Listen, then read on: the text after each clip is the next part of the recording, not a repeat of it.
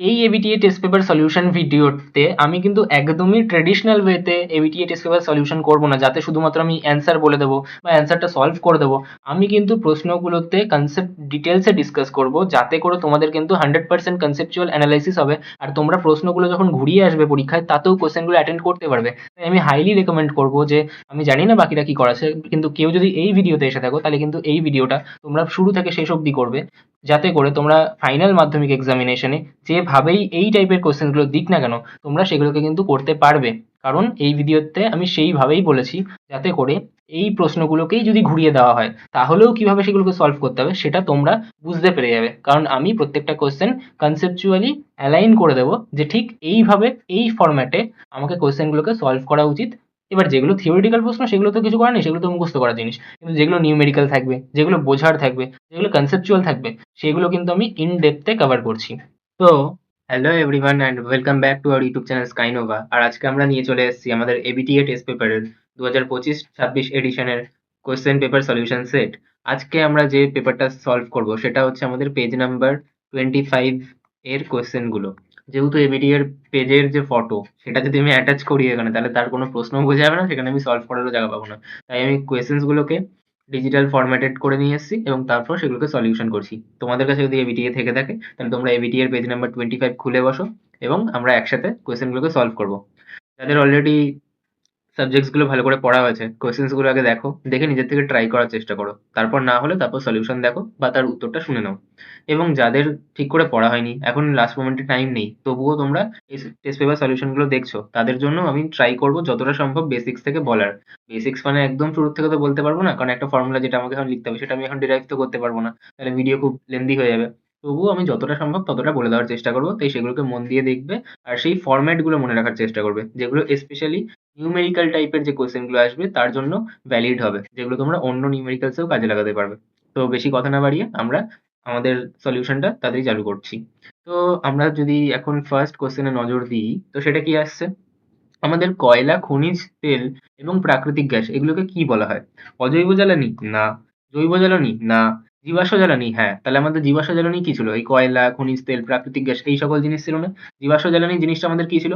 আমাদের যখন পৃথিবী উৎপত্তি হচ্ছে তার পরবর্তীকালে পৃথিবী যত ইভলভ করলো, একটা সময়ের পর বিভিন্ন যে উদ্ভিদ, বিভিন্ন যে প্রাণী তারা মারা যাওয়ার পর তারা কি হলো, মাটির তলায় এসে বিভিন্ন পাললিক শিলাস্তরে চাপা পড়ে গেল। সেই চাপা পড়ে যাওয়ার কারণে তাদের বিভিন্ন ধরনের রাসায়নিক পরিবর্তন ঘটলো। এই রাসায়নিক পরিবর্তন ঘটার ফলে বহু বছর পেরিয়ে যাওয়ার পর আমরা ভূগর্ভস্থ কি পেলাম? এক রকমের জ্বালানি পেলাম, যে জ্বালানিগুলোকে আমরা কি বলি? জীবাশ্ম জ্বালানি। ঠিক আছে? তাহলে সেই জীবাশ্ম জ্বালানি কারা ছিল? এই কয়লা, খনিজ তেল, প্রাকৃতিক গ্যাস এই সকল জিনিসগুলো। তাহলে অ্যান্সার আমাদের কি হবে? Option number C. Next question আমাদের কি দেওয়া আছে? নেক্সট কোশ্চেন আমাকে বলছে যে পি ও টি তাপমাত্রায় ভি আয়তন হিলিয়াম গ্যাসের অণুর সংখ্যা এক্স। তাহলে আমাদের কি বলা হচ্ছে? একটু উপরের দিকে স্লাইড করে নিই, যে আমাদের পি ও টি তাপমাত্রা, ঠিক আছে, পি ও টি তাপমাত্রা আমাদেরকে বলে দিয়েছে।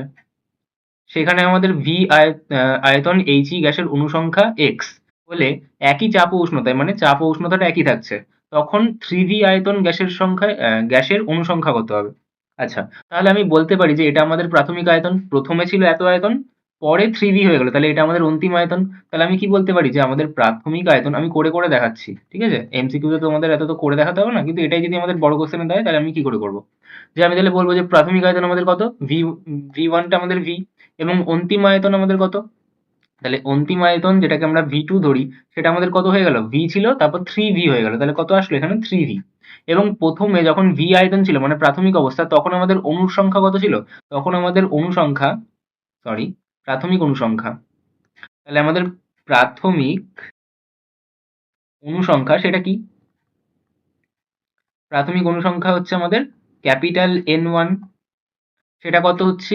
ছিল এক্স সংখ্যক ছিল, আমি আর এখানে টি লিখছি না, ঠিক আছে। একই চাপ ও উষ্ণতা। এবার বলছে তখন যখন আমাদের অন্তিম আয়তনটা থ্রি ভি হয়ে যাচ্ছে তখন অনুসংখ্যা কত হবে?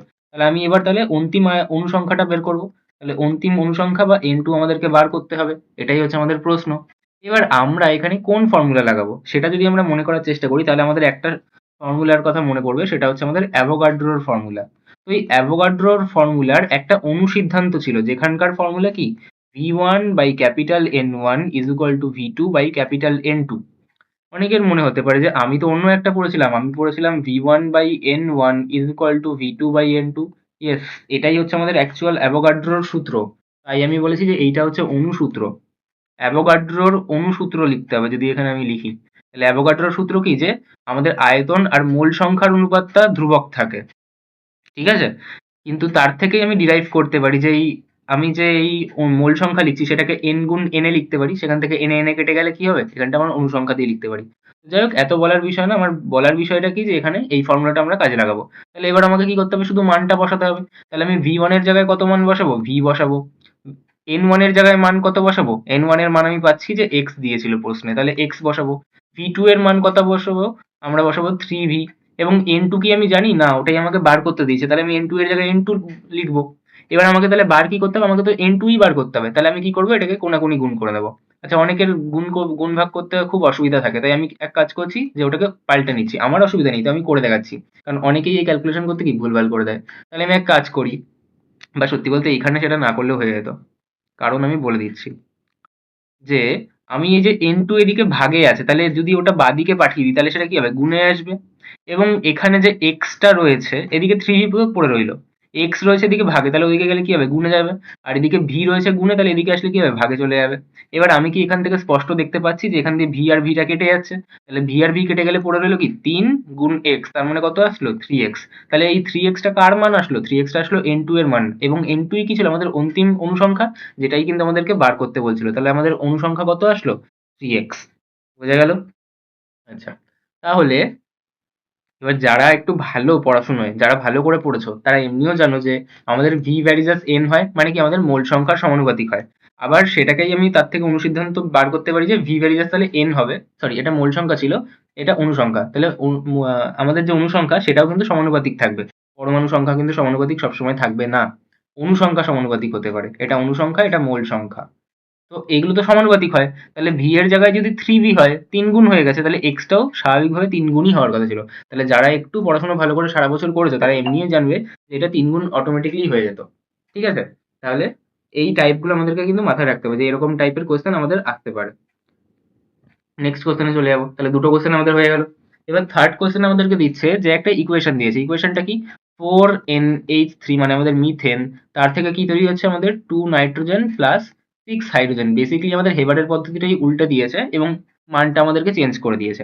এবার এখানটা আমাকে কি বলছে? বিক্রিয়াটিতে NH3N2 এর STP তে আয়তনের অনুপাত লেখো। এবার আমরা জানি যে এখানে NH3 একটা গ্যাস, N2 টা একটা গ্যাস, H2 টাও একটা গ্যাস। এবং আমি আমার রাসায়নিক গণনার ভিডিওতেও খুব ভালো করে এক্সপ্লেন করেছি কি করে একটা রিয়াকশন থেকে ইন্টারপ্রিটেশন করতে হয়, যেটা যদি আমরা করতে পারি তাহলে আমাদের এই চ্যাপ্টারের কোনো অঙ্গ বাদবে না। যদি কারোর অসুবিধা থেকে থাকে সেই ভিডিওটা তোমরা কি দেখতে পারো। আমি এটুকু অ্যাসিওর করতে পারি যে ওই ভিডিও তিনটে যদি করা হয় তাহলে রাসায়নিক গণনার সব অঙ্ক তোমরা করতে পারবে, খুবই ইজিলি করতে পারবে, যেগুলো বাকিদের কাছে খুব টাফ মনে হয়। তো এখানে সেই সব অ্যাসাইড যদি আমি বলি, তাহলে আমি বলতে পারি যে এসটিপি তে আমি যদি গ্যাসের কথা বলি, এটাও গ্যাস আছে, এটাও গ্যাস আছে, এটাও গ্যাস আছে। আমার কাছে কার কার কথা বলছে? আমার কাছে বলছে শুধু NH3 এর কথা এবং N2 এর কথা। তাহলে আমি শুধু এদের উপর ফোকাস করব। তাহলে আমি জানি যে যদি গ্যাস বলে তাহলে আমি তাদের স্টয়চিওমেট্রিক কোফিসিয়েন্টকে লিটার বা ml বলতে পারি। তাহলে আমি বলতে পারি যে এটা 4 লিটার অ্যামোনিয়া, এবং আমি বলতে পারি যে এটা 2 লিটার নাইট্রোজেন। কখন বলতে পারবো? যদি এটা গ্যাস হয় আর কন্ডিশনটা থাকে যে এসটিপি বলে দিয়েছে আমাদেরকে। একইভাবে আমি বলতে পারতাম যে এটা 6 লিটার হাইড্রোজেন, কিন্তু আমার কাছে হাইড্রোজেন চাইনি, তো তাই আমি আর লিখছি না। ঠিক আছে? তাহলে আমি যদি এখানে বলি যে 4 লিটার, তাহলে এটাই তো আয়তন। তাহলে অ্যামোনিয়ার আয়তন কত? 4 লিটার। আর নাইট্রোজেনের আয়তন কত? 2 লিটার। তাহলে এদের আয়তনের অনুপাত চেয়েছে না? হ্যাঁ, আয়তনের অনুপাত চেয়েছে। তাহলে আয়তনের অনুপাতটা কত হবে? 4:2। তাহলে কাটাকাটি যাবে। তাহলে 2 দিয়ে কাটলে কত হবে? এটা 2, 2 দিয়ে কাটলে এটা কত হবে? 1। 2 দিয়ে 4 কে কাটলে 2, 2 দিয়ে 2 কে কাটলে 1। তাহলে আয়তনের অনুপাতটা কত আসছে? 2:1। বোঝা গেল? তাহলে গ্যাসীয় থাকলে কি আমি সঙ্গে সঙ্গে এই যে ব্যালেন্স করার পর যে সংখ্যাগুলো আসে, যাকে আমরা স্টয়চিওমেট্রিক কোফিসিয়েন্ট বলি, তাদেরকে কিন্তু সরাসরি লিটার বা মিলিলিটার বলতে পারি। তাহলে সেটাই আমাদের আয়তন চলে আসছে। লিটারে কি মাপা হয়? আয়তন। এসটিপি তে। তাহলে এই যে আয়তন, তার অনুপাতটা জিজ্ঞাসা করেছিল, তাহলে অনুপাত বলে দিয়েছি। বোঝা গেল? এবার একটা ইন্টারেস্টিং কোশ্চেন যেটা আমি বোঝাতে খুব পছন্দ করি। কি? উষ্ণতা বৃদ্ধি করলে তরলের কি হয়? তো তরল তরল তরল কেন হয় আর কঠিন কঠিন কেন হয়? কারণ কঠিন যদি একটা পদার্থ নিই তাহলে তাদের অণুগুলোর মধ্যে না ফাঁক খুব কম থাকে, যেটাকে আমরা আন্তরাণবিক আকর্ষণ বল বলি। তার সেটা যদি বেশি থাকে তাহলে কি হয়, আন্তরাণবিক দূরত্বগুলো কম থাকে, মানে দুটো অণুর দূরত্ব কম থাকে, মানে পাশাপাশি থাকে। তাহলে কঠিনের জন্য কি হয়, এই দূরত্বটা এতটাই কম যে একদম প্রত্যেকটা অণু কি একে অপরের পাশাপাশি থাকছে। তাহলে পাশাপাশি থাকলে কি, ওরা টাইট ফিট থাকবে, টাইট ফিট থাকলে কি তার আকার আয়তন নির্দিষ্ট হবে, তাই সেটা কি হয়ে যায়, তাই সেটা কঠিন হয়ে যায়। তরলের জন্য কি হয়, সেই অণুগুলো একটু দূরে দূরে থাকে, আর গ্যাসের জন্য খুব দূরে দূরে থাকে। এবার যেহেতু এখানে এই দূরে দূরে অণুগুলো আছে তরলের ক্ষেত্রে, তাহলে আমি যদি একে তাপ দিই, আমি যদি এর নিচে আগুন লাগাই, তাহলে আগুন লাগালে কি হবে, আগুন লাগালে এই অণুগুলো আমাদের ছুটোছুটি করবে। তাহলে ছুটোছুটি করতে গেলে কি হবে, অণুগুলো এদিক থেকে ওদিক যদি চলে যায় তাহলে কি হবে, তরলের প্রসারণ ঘটবে। তাহলে কি হবে, তাপ দিলে তরলের প্রসারণ ঘটে। প্রসারণ ঘটা মানে কি, তার মানে তাপ যদি দেওয়া হয় তাহলে কি হয়, তরলের আয়তন বৃদ্ধি পায়। এবার যদি তাপের জন্য তরলের আয়তন বৃদ্ধি পায়, তাহলে তার ঘনত্ব কি হবে, ভালো করে ভেবে বলো। তাহলে আমাকে বুঝতে হবে যে ঘনত্বের ফর্মুলা কি। তো ঘনত্বের ফর্মুলা হচ্ছে আমাদের ভর ভাগ আয়তন। এবার এখান থেকে যদি কেউ এটা না জেনে থাকে তাহলে তাকে বুঝতে হবে একটা জিনিস, যে কখনো যদি আমার ভাগের অংশ বেশি হয়ে যায় তাহলে সবসময় আমার উত্তরটা ছোট হয়।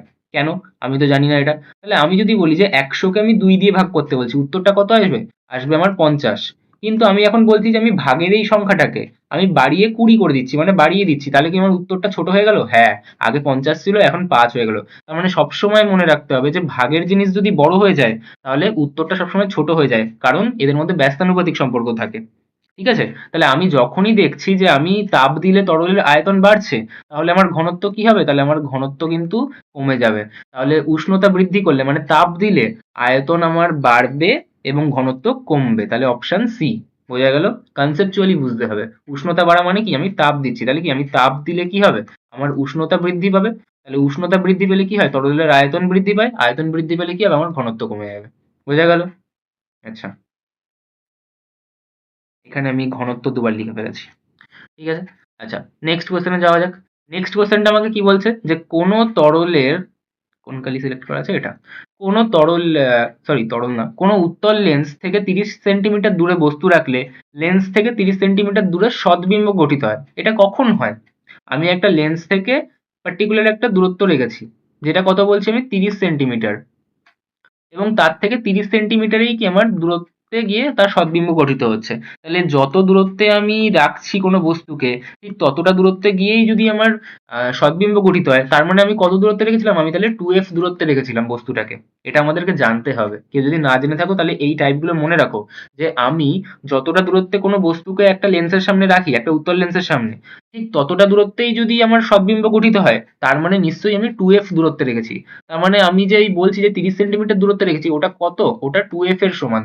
তার মানে সেটা কত, 2f। তাহলে 2f হচ্ছে 30। এবার প্রশ্নটা কি বলছে, লেন্সের ফোকাস দৈর্ঘ্য। তাহলে ফোকাস দৈর্ঘ্যকেই তো আমি f ধরি, তাহলে ফোকাস দৈর্ঘ্য বার করতে বলছে। তাহলে আজ যদি আমার 2f এর মান 30 হয়, তাহলে f এর মান কত হবে, 30/2। আর 30/2 করলে কত হয়, 16 না 17, 15 হয়। তাহলে কত হবে, এটা 15। তাহলে 30 সেন্টিমিটার তাকে 2 দিয়ে ভাগ করে কত আসবে, 15 সেন্টিমিটার। তাহলে কত বলবো আমি, 15 সেন্টিমিটার আমাদের সঠিক উত্তর হবে। বোঝা গেল? এরপরের কোশ্চেনে চলে যাওয়া যাক। এরপরের প্রশ্ন আমাদেরকে বলছে যে কোনো মাধ্যমের আলোর বেগ এত। তাহলে কোনো মাধ্যমে আলোর বেগকে আমরা কি ধরি, যে কোনো মাধ্যম হতে পারে, ওটা বায়ু মাধ্যম হতে পারে, সরি তরল মাধ্যম হতে পারে, আমাদের কাচ মাধ্যম হতে পারে, যে কোনো একটা মাধ্যমে যদি আলোর বেগ বলে তাহলে তাকে আমরা ভি দিয়ে ডিনোট করি, চিহ্নিত করি। তাহলে কি, সেই কোনো মাধ্যমে আলোর বেগ হচ্ছে ভি, যেটা আমাদের দিয়েছে কত, 2 × 10⁻⁸ মিটার পার সেকেন্ড। আমাকে জিজ্ঞাসা করছে মাধ্যমের প্রতিসরাঙ্ক কত, তাহলে মাধ্যমের প্রতিসরাঙ্ককে আমরা কি দিয়ে ধরি, মিউ দিয়ে ধরি। তাহলে আমরা বলবো যে প্রথমে লিখবো যে কোনো মাধ্যমে আলোর বেগ ভি হচ্ছে এত, এবং মাধ্যমের প্রতিসরাঙ্ক মিউ হচ্ছে প্রশ্ন। এবার আমরা একটা ফর্মুলা জানি, ফর্মুলাটা কি, mu is equal to C by V. তাহলে জানতে হবে যে এই সিটা কি। সি হচ্ছে আমাদের শূন্য মাধ্যম বা ভ্যাকিউমে আলোর বেগ, সেটার মান কত হয়, সেটার মান হয় 3 × 10⁸ মিটার পার সেকেন্ড। এটা আমাদেরকে মনে রাখতে হবে, এটা আমাদেরকে জানতে হবে। তাহলে আমাদের জানতে হবে যে শূন্য মাধ্যম বা ভ্যাকিউমে আমাদের সি এর মান, মানে আলোর বেগের মান 3 × 10⁸ মিটার পার সেকেন্ড হয়। তাহলে আজ যদি আমি এই ফর্মুলাটা বার করতে চাই, মিউ তো আমাকে বার করতে হবে। সি এর মান আমিই জানি, তাহলে কত, সেটা 3 × 10⁸। আর ভি এর মান আমাকে দিয়ে দিয়েছে কত, 2 × 10⁸। তাহলে আমি এখানে দেখতে পাচ্ছি যে আমার কিন্তু এখানে 10⁸ কেটে যাচ্ছে। পড়ে রয়েছে কত, পড়ে রয়েছে আমাদের 3/2। আর 3/2 করলে কত হয়, 1.5। আমি কিন্তু জানি যে অনেকে ভাগ করতেও মানে গুলিয়ে যায়, তাহলে ভাগ কিন্তু শেখাতে পারবো না আমি এখন বসে। ঠিক আছে? তারপর আমরা দেখছি যে আমাদের এই প্রশ্নটা খুব ইন্টারেস্টিং একটা প্রশ্ন, কারণ তোমাদের মধ্যে বেশিরভাগেরই কনসেপচুয়াল অ্যালাইনমেন্ট খুব কম আছে, যেখানে তোমাদের ধারণাটা, বিজ্ঞানের ধারণাটাই ক্লিয়ার নেই। সেই ধারণাগুলো না থাকলে কিন্তু এই ধরনের প্রশ্ন বোঝা একটু মুশকিল। তাই আমি কিন্তু সেগুলো বুঝিয়ে দিচ্ছি। আর সেগুলো এখন অন্তত পরীক্ষার আগে সেই টাইপগুলো মনে রাখো যে এইরকম ভাবে এই জিনিসগুলো দাদা বুঝিয়েছিল। তো এই যে প্রশ্নটা বলা হচ্ছে যে 50 হার্জ এসি লাইন, এবারে একটা এসি মানে কি? এসি মানে হচ্ছে পরিবর্তী প্রবাহ। তো পরিবর্তী প্রবাহ আর সমবর্তী প্রবাহের মধ্যে পার্থক্য কি? পরিবর্তী প্রবাহ মানে যে বারবার দিক পরিবর্তন করে, মানে এরকম এরকম ভাবে চলে। এরকম এরকম ভাবে বলতে, এই যখন আমি ধরছি যে গ্রাফ, এটা একটা গ্রাফ ধরলাম, তাহলে গ্রাফে আমার এক্স অ্যাক্সিস এর উপরে আছে, মানে এখানটা আমাদের পজিটিভ ধরছি। তাহলে যখন নিচে চলে আসে তাহলে নেগেটিভ, আবার পজিটিভ, আবার নেগেটিভ, আবার উপরে যাচ্ছে পজিটিভ, আবার নিচে আসলে কি নেগেটিভ। তার মানে বারবার কি দিক পরিবর্তন করে।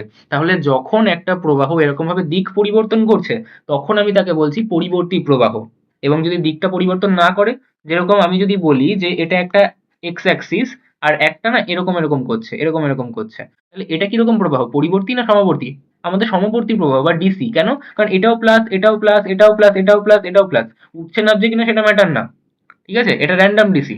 কিন্তু এখানে উঠছে নামছে কিনা সেটা ম্যাটার না, এর সাইনটা কিরকম হচ্ছে, এটা কি নিচের দিকে চলে যাচ্ছে? নিচে গেলে তবে তো মাইনাস হবে। আমার তো নিচে যায়নি, এক্স অ্যাক্সিস এর উপরেই রয়েছে বলছি তো। তাহলে এটা কিন্তু আমাদের ডিসি। কোনটা? আমাদের নিচে যেটা দেখালাম এটা কিন্তু ডিসি, কিন্তু এটা কিন্তু এসি। ঠিক আছে? আচ্ছা, এবার এতটা বুঝে কাজ নেই। আমি এখন যেটা বোঝাচ্ছি সেটা ভালো করে বোঝো। যে আমাকে বলছে 50 হার্টজ এসি লাইনের কথা বলা হচ্ছে। তাহলে 50 হার্টজ, এই হার্টজ কথার অর্থ কি? 50 হার্টজ মানে আমাদের 1 সেকেন্ডে সে পূর্ণ চক্র সম্পন্ন করে বা একটা সাইকেল সম্পন্ন করে 50 বার। এটা হচ্ছে তার ডেফিনেশন। 50 সেকেন্ড মানেই হচ্ছে সরি 50 হার্টজ মানেই হচ্ছে 50 সেকেন্ড ইনভার্স। মানে 1 বা সাইকেল পার সেকেন্ড বলা উচিত। 50 সেকেন্ড ইনভার্স বলা যায়, তো 50 সাইকেলস পার সেকেন্ড মানে 1 সেকেন্ডে 50 বার সাইকেল নিচ্ছে। এবার এই সাইকেল নেওয়ার মানে কি? আমি যে এই বলছি যে একবার উঠলাম একবার নামলাম, এটা হচ্ছে একটা পূর্ণচক্র। তাহলে একটা জিনিস এখান থেকে ভেবে বলো যে একবার উঠলে নামলে মোট কতবার দিক বদলালো? প্রথমে একবার ওপরে গেল, একবার নিচে গেল, মোট দুবার দিক বদলালো। তার মানে একটা পূর্ণচক্রে দুবার দিক পাল্টায়। কিন্তু আমাকে বলছে কতগুলো পূর্ণচক্র? 50 বার পূর্ণচক্র কেটেছে। তার মানে কতবার দিক বদলাবে? 50 গুণ 2 100 বার দিক বদলাবে। তো এটা কনসেপচুয়াল প্রশ্ন।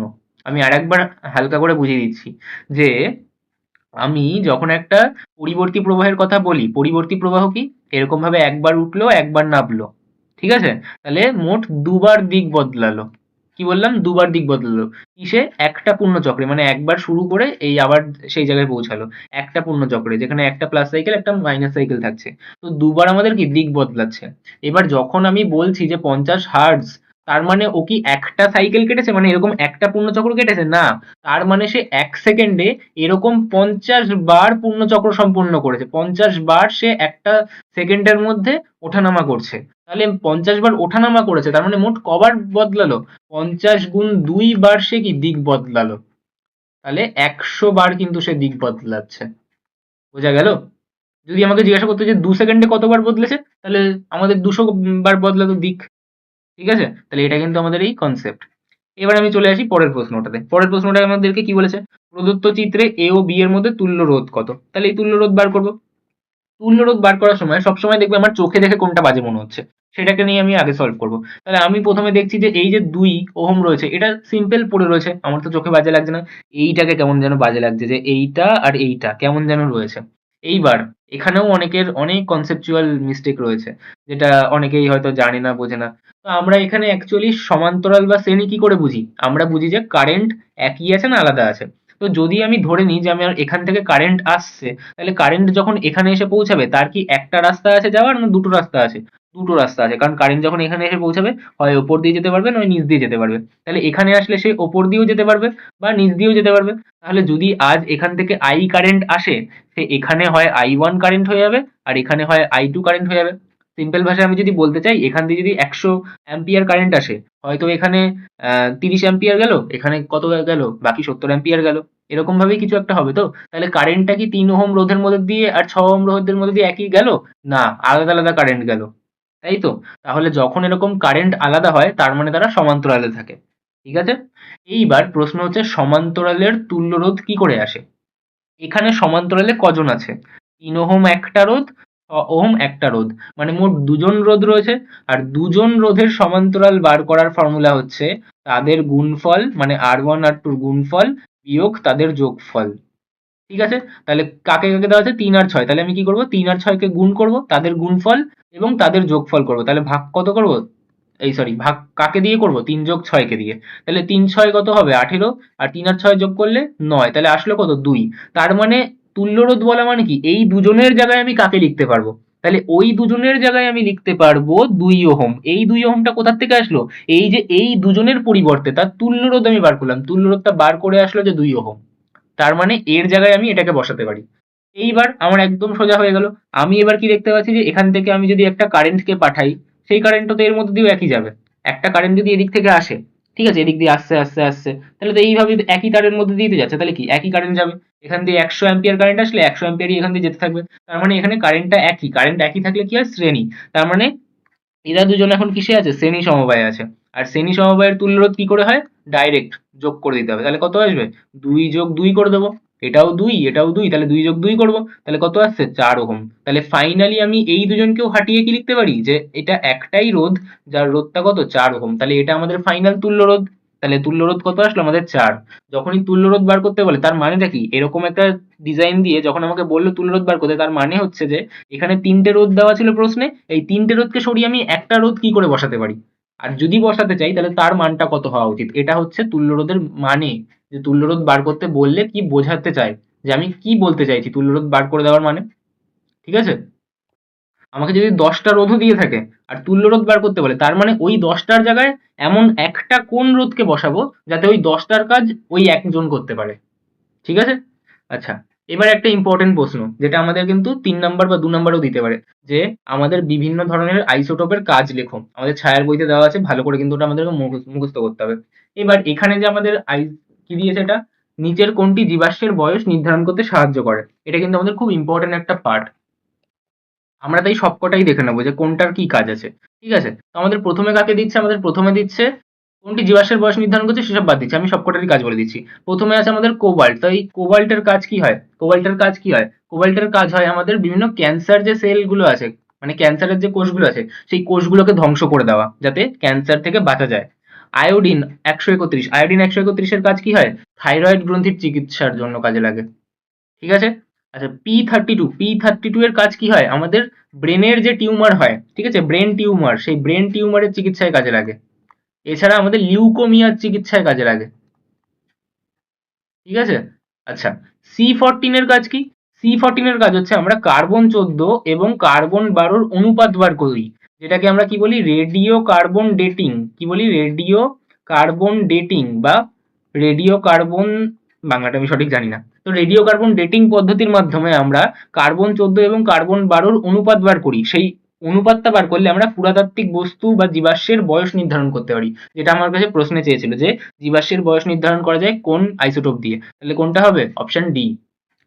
নেক্সট প্রশ্ন, প্রদত্ত মৌলগুলির মধ্যে সবচেয়ে দুর্বল বিজারক হলো, এই প্রশ্নটা আমি বলতে পারি যে হয়তো ম্যাক্সিমাম স্টুডেন্ট ভুল করবে, কারণ এটা কনসেপচুয়াল প্রশ্ন, যেটাকে এক্সেপশন হিসেবে আমরা মনে রাখবো আপাতত। কারণ এটা বোঝার জন্য যে জিনিসটা লাগবে সেটা অ্যাকচুয়ালি ফাই বলে একটা কনসেপ্ট হয়, ঠিক আছে, পোলারাইজেশনের কনসেপ্ট হয়, একটা সলভেশনের কনসেপ্ট হয়, যেগুলো আমাদের কিন্তু এখন সিলেবাসে নেই। যখন আমরা 11-এ উঠবো তখন আমরা কেমিক্যাল বন্ডিং চ্যাপ্টারে পড়বো। ঠিক আছে, দুটো এরকম থাকে। আবার একটা জিনিস থাকে যে অ্যাকুয়াস রেডিয়াস কি হয়, হাইড্রেশন এনথালপি টেনথালপি, এইসব জিনিসগুলো আছে এখানে। তো এত বুঝে আমার লাভ নেই। আমি এখন কি বুঝবো, যে আমাদের এই কাকে কাকে অপশনে দিয়েছে, আমি দেখছি লিথিয়াম, পটাশিয়াম, রুবিডিয়াম, সোডিয়াম। আমি সবার প্রথমে ভাববো যে এদের মধ্যে কি কোনো সিঙ্ক্রোনাইজেশন আছে, এদের মধ্যে কোনো সম্পর্ক আছে। আমার মনে পড়বে যে হ্যাঁ, যাদের পর্যায় সারণী মনে আছে, মনে রাখতে হবে, যাদের নেই তাই তারা কিন্তু মনে রেখে দিও।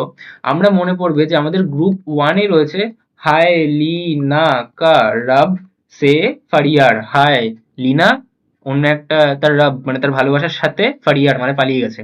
তাহলে হায় লিনা কা রাব সে ফারিয়ার, এখানে আমি দেখতে পাচ্ছি যে যেগুলো অপশন আছে আমাদের, এই লিথিয়াম, সোডিয়াম, পটাশিয়াম, রুবিডিয়াম, ওরা একই শ্রেণীভুক্ত। তার মানে এদের কি, এদের শ্রেণীটা সমান।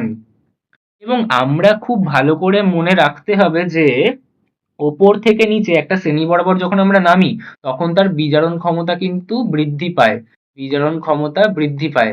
কেন বৃদ্ধি পায় আমি হালকা করে বলে দিচ্ছি, যারা মানে ভালো করে বুঝে পড়োনি সারা বছর তাদের না মনে রাখলেও হবে, কিন্তু আমি একটু বলে দিচ্ছি যারা ভালো করে পড়েছো, যে ওপর থেকে নিচে যদি আমরা নামি তাহলে কি হয়, আমাদের আকার বৃদ্ধি পায় পরমাণুর, কারণ নতুন কক্ষের আবির্ভাব ঘটে। ঠিক আছে, আকার যদি বৃদ্ধি পায় তাহলে তাদের কি নিউক্লিয়াস থেকে বাইরের কক্ষের দূরত্ব বেশি হয়ে যাবে, তাহলে দূরত্ব বেশি হয়ে গেলে কি সহজে ধরে রাখতে পারবে শেষ কক্ষের ইলেকট্রনকে? না।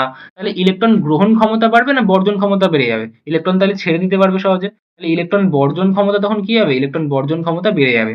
আর দিয়ে বর্জন, দিয়ে বিজারণ, তার মানে বর্জন করতে পারলেই কি হয়ে যায়, বিজারণ ক্ষমতা বেড়ে যায়। ঠিক আছে, এটা এখান দিয়ে এরকম ভাবে মনে রাখো, তাহলে তোমাদের একটা জায়গায় কাজে লাগবে। ইলেকট্রন বর্জন মানে হচ্ছে বিজারণ, ইলেকট্রনীয় তত্ত্ব। কোন চ্যাপ্টারে থাকে কমেন্টে বলে জানাবে। তো ইলেকট্রন বর্জন ক্ষমতা বাড়লে কি হয়, বিজারণ ক্ষমতা বেড়ে যায়, তাই কি ওপর থেকে নিচের দিকে যখন আমরা নামি তখন কি বিজারণ ক্ষমতা বেড়ে যাচ্ছে। তাহলে আচ্ছা, ফ্রান্সিয়ামকে আমরা ধরবো না কারণ ওটা তেজস্ক্রিয় হয়, তাহলে সব থেকে বেশি বিজারণ ক্ষমতা কার, সব থেকে, স্লাইড হচ্ছে না, আচ্ছা হয়েছে। তো সব থেকে বেশি বিজারণ ক্ষমতা তাহলে কার হচ্ছে, সব থেকে বেশি বিজারণ ক্ষমতা যে সবার নিচে আছে, কারণ উপর থেকে নিচে নামলে তো বাড়ছে, তাহলে সব থেকে বেশি বিজারণ ক্ষমতা সিজিয়ামের। তারপর কার হচ্ছে, তারপর হচ্ছে আমাদের রুবিডিয়ামের। তারপর কার হচ্ছে, তারপর হচ্ছে আমাদের পটাশিয়ামের। তারপর হচ্ছে কার, সোডিয়ামের। তারপর হচ্ছে কার, লিথিয়ামের। ব্যাস, এখানেই সব ভুল হয়ে গেল। তার মানে সব থেকে দুর্বল বিজারক কে, লিথিয়াম, যেটা অনেকেই হয়তো যারা ভালো টিচারের কাছে পড়েনি বা হয়তো বইতে ভালো করে খেয়াল করেনি, আমি জানি না ক্লাস 10 বইতে লেখা আছে কিনা, তারা কিন্তু এটা ভুল করে দেবে, যারা শুধুমাত্র এইটুকু জানে। কারণ লিথিয়াম কিন্তু রং অ্যান্সার, বরং লিথিয়াম সবার আগে চলে আসবে, লিথিয়ামের বিজারণ ক্ষমতা সব থেকে বেশি। ঠিক আছে, তাহলে উত্তরটা কি হবে, উত্তরটা হবে, আমি বলে দেবো কারণটা, কিন্তু কেউ না বুঝতে থাকলে তাহলে সে মুখস্থ করে নিতে পারে। উত্তরটা হবে তাহলে সোডিয়াম। সোডিয়ামের কি তাহলে বিজারণ ক্ষমতা সর্বনিম্ন, বিজারণ ক্ষমতা সর্বনিম্ন, সব থেকে কম, তাহলে যার সব থেকে কম সেই তো হবে দুর্বল। ঠিক আছে, দুর্বল বিজারক মানে কার বিজারণ ক্ষমতা সব থেকে কম। আর লিথিয়ামের বরং বলতে পারবো যে সর্বোচ্চ বিজারণ ক্ষমতা, সর্বোচ্চ বিজারণ ক্ষমতা। ঠিক আছে, এবার এটা কেন হলো, হঠাৎ করে আমি বলছি এত ট্রেন্ড বোঝালাম, কত কিছু বোঝালাম, যারা ভালো করে সারা বছর পড়লো শুধু এই জিনিসটা তাদের মাথায় নেই, তারা ভুল করে ফেললো কেন, কারণ লাইফের নিয়মই হচ্ছে এটা, যখনই কেউ মানে ছেড়ে দিয়ে যদি ভালো থাকে তাহলে ছেড়ে দিয়ে যাবে না কেন, তাহলে যদি কেউ ছেড়ে দিয়ে ভালো থাকতে পারে তাহলে সে সবসময় ছেড়ে দিয়ে চলে যেতে চায়। তাহলে এখানে কাকে ছাড়ার কথা বলা হচ্ছে, ইলেকট্রন বর্জন করার কথা বলা হচ্ছে। তাহলে আমাদের যেই লিথিয়াম বাবু আছে, সেই লিথিয়াম যদি কখনো ইলেকট্রন ছেড়ে দেয় না, একটা ইলেকট্রন ছাড়লে কি হয়, লিথিয়াম প্লাস হয়। এই লিথিয়াম প্লাসের আকার এতটা ছোট, আর তার যেই একটা পজিটিভ চার্জ থাকে, এ না খুব সুস্থিত ফিল করে, এ খুব স্টেবল ফিল করে। তাহলে লিথিয়াম যদি একটা ইলেকট্রন ছেড়ে দেয়, ও তো খুব মজায় থাকবে, তাহলে ও তো খুব স্টেবল, ও তো খুব ভালো। তাহলে লিথিয়াম কি চাইবে না যে আমি ইলেকট্রন ছেড়ে দিয়ে খুব সুখে থাকি, তাহলে লিথিয়াম চাইবে যে আমি ইলেকট্রন ছেড়ে দিই। তাই এই লিথিয়ামের ইলেকট্রন বর্জনের যে ক্ষমতা, সেই ইলেকট্রন বর্জন করার ক্ষমতা কিন্তু খুব বেশি হয়। যেটার কারণ বোঝাতে চাইলে আমাকে ওই ফাই বোঝাতে হবে। ঠিক আছে, ওখানে একটা ফর্মুলা থেকে phi is equal to charge divided by radius, এরকম জিনিস কিছু থাকে, কিন্তু ওগুলো এখন বোঝানো সম্ভব নয়। ঠিক আছে, তো পোলারাইজেবিলিটি বোঝাতে হয় সেক্ষেত্রে। তো ইলেকট্রন বর্জন ক্ষমতা যেহেতু লিথিয়ামের খুব বেশি, তাহলে ইলেকট্রন বর্জন ক্ষমতা বেশি হওয়া মানে কি, বিজারণ ক্ষমতা বেশি, তাই লিথিয়ামের কিন্তু কম হয় না, বরং সবার আগে চলে যায়। তাহলে এদের মধ্যে সব থেকে মানে সবল বিজারক, জানি না বাংলাটা শব্দে বেস্ট হচ্ছে কিনা, সবল বিজারক বা হয়তো সর্বোচ্চ বিজারক যদি বলে, তাহলে সেটা তখন উত্তর কিন্তু বরং লিথিয়াম হবে। আর যদি দুর্বল বিজারক বা বলে সর্বনিম্ন বিজারণ ক্ষমতা কার, তাহলে কিন্তু আমি সোডিয়ামকে উত্তর করব। ঠিক আছে, আর যদি ক্রোম বলতে বলে তাহলে ক্রোম তো আমি লিখেই দিয়েছি যে কার বেশি কার কম, সব থেকে বেশি হবে লিথিয়ামের, তারপর সিজিয়ামের, তারপর রুবিডিয়ামের, তারপর পটাশিয়ামের, তারপর সোডিয়ামের। নর্মাল ট্রেন্ড আমি বলে দিলাম, শুধু এক্সেপশন কি, মানে আমরা ব্যতিক্রম হিসেবে কি মনে রাখবো, যে লিথিয়ামটা সবার আগে চলে যাবে। অ্যাকচুয়ালি ইনঅর্গানিক কেমিস্ট্রিতে আমরা বেশিরভাগ জিনিসকে এক্সেপশন হিসেবে মনে রাখি, কিন্তু চাইলে তার কিন্তু বেশিরভাগ জিনিসই আমরা এক্সপ্লানেশন দিতে পারি যে কেন সেটা হচ্ছে। ঠিক আছে, আচ্ছা, তোমরা এগুলো পড়বে যখন তোমরা ক্লাস 11-এ উঠবে, যদি ভালো টিচারের কাছে পড়ো সেগুলো কনসেপচুয়ালি পড়বে। আর এখন তো অনলাইন মিডিয়াম রয়েছে, আমি নিজেও অনলাইন স্টুডেন্ট, তো কোয়ালিটি কন্টেন্ট অ্যাভেলেবেল, খুব কম টাকাতেও অ্যাভেলেবেল, আর ইউটিউবে তো অ্যাভেলেবেল আছেই, শেখার ইচ্ছা থাকলেই শেখা যাবে। নেক্সট কোশ্চেন কি আছে, নিজের কোন যৌগতে সমযোজী বন্ধন এবং আয়নীয় বন্ধন দুটোই বর্তমান। আমি একটা জিনিস বলছি যে আয়নীয় বন্ধন কখন হয়, যখন একটা প্লাস অংশ থাকে একটা মাইনাস অংশ থাকে, এবং সমযোজী বন্ধন যখন কখন হয়, যখন আমাদের দুটো অধাতুর মধ্যে বিক্রিয়া ঘটে, সরি অধাতুর মধ্যে মধ্যে বন্ধন থাকে। তাহলে প্লাস কে দেয়, প্লাস সাধারণত দেয় তড়িৎ ধনাত্মক মৌল বা ধাতুরা, এবং মাইনাস কে দেয়, অধাতুরা। তাহলে যদি আমি কখনো ধাতু অধাতু দেখি, যেরকম কি NaCl, তাহলে Na হচ্ছে সোডিয়াম, লাস্টে আম থাকলেই সবসময় ধাতু হয়। ঠিক আছে, দু একটা ব্যতিক্রম আছে, যেরকম জিঙ্ক লাস্টে আম নেই তাও ধাতু, কিন্তু লাস্টে আম, সোডিয়াম, ম্যাগনেসিয়াম, অ্যালুমিনিয়াম, ঠিক আছে, রুবিডিয়াম, লাস্টে আম থাকা মানেই ধাতু। আর ক্লোরিন লাস্টে আম আছে নেই, তার মানে কি এটা অধাতু। তাহলে এই যে ধাতু অধাতুর মিলন, তাহলে এটা কি, এটা হচ্ছে আয়নীয় বন্ধন। তাহলে NaCl এর মধ্যে কি সমযোজী আছে? না, নেই। ধাতু অধাতু থাকলে আয়নীয় হবে। এবং HCl, এইচ কি, হাইড্রোজেন, লাস্টে আম আছে? না, তার মানে কি এটা অধাতু। ঠিক আছে, ক্লোরিন লাস্টে আম আছে? না, নেই, তার মানে কি এটা অধাতু। তাহলে অধাতু অধাতুর মধ্যে কোন বন্ধন বললাম? সমযোজী। তাহলে এটা কি শুধুমাত্র সমযোজী বন্ধন। ঠিক আছে। NH3 মানে কি, sodium, sorry sorry sorry, N মানে কি নাইট্রোজেন, নাইট্রোজেন মানে কি, তাহলে নাইট্রোজেন লাস্টে আম আছে? নেই, তার মানে কি এটা অধাতু। আর এইচ মানে কি হাইড্রোজেন, তাহলে কি অধাতু। তাহলে অধাতু অধাতুর মধ্যে বন্ধন কি, সমযোজী। ঠিক আছে, তাহলে এটা হচ্ছে আমাদের ট্রিক, যে আমি যদি দেখি যে ধাতু অধাতু আছে তাহলে কি আয়নীয়, এবং যদি অধাতু অধাতু হয় তাহলে কি সমযোজী। তাহলে এখানে কার মধ্যে আয়নীয় সমযোজী দুটোই পাচ্ছি, সেটা হচ্ছে আমাদের CaCO3। কি করে পাচ্ছি সেটাও আমি বুঝিয়ে দেবো।